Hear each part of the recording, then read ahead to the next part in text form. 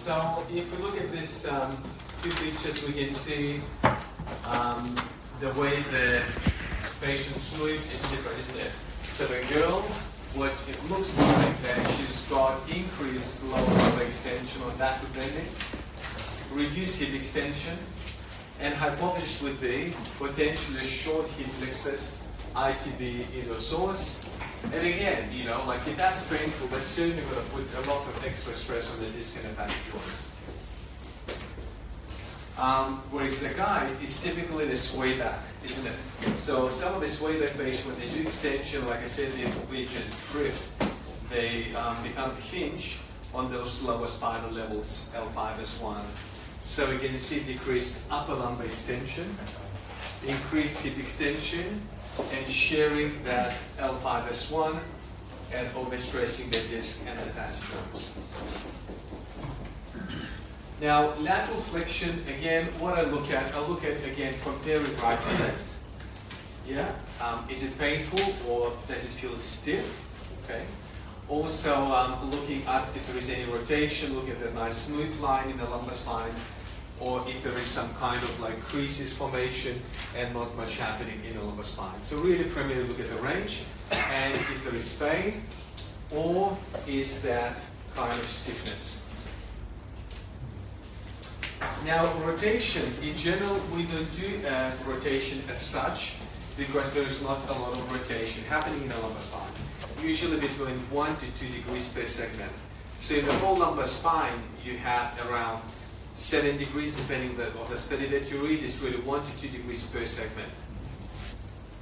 So, but I'll show you one test that you could do if you're not sure is it more pain in the thoracic spine or in the lumbar. So I'll show you how to block the pelvis and rotate the spine. So it might give you a bit of indication, is it the rotational forces that causing back pain, or maybe it's more thoracic rather than the lumbar spine. Also, side bending is coupled with rotation in the lumbar spine, and rotation is also coupled with side bending. So what that means that you have coupling movements in the lumbar spine.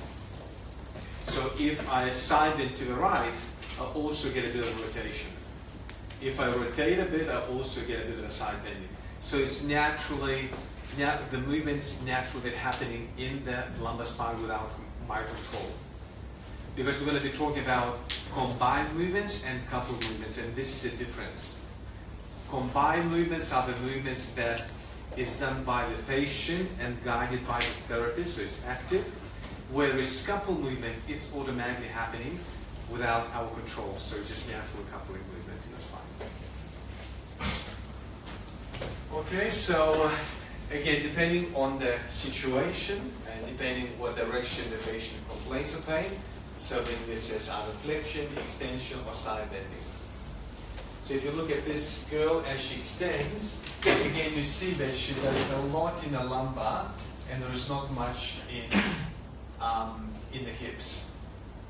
You see she extends only under the lumbar and cervical spine. So have a look again one more time. So only lumbar, not much of a hip contribution. As she flexes, her lumbar still stays in extension, more or less.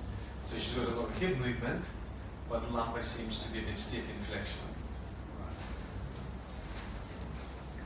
Okay. Alright guys, so let's have a look at those just simple singular movements first, and then we'll look at the combined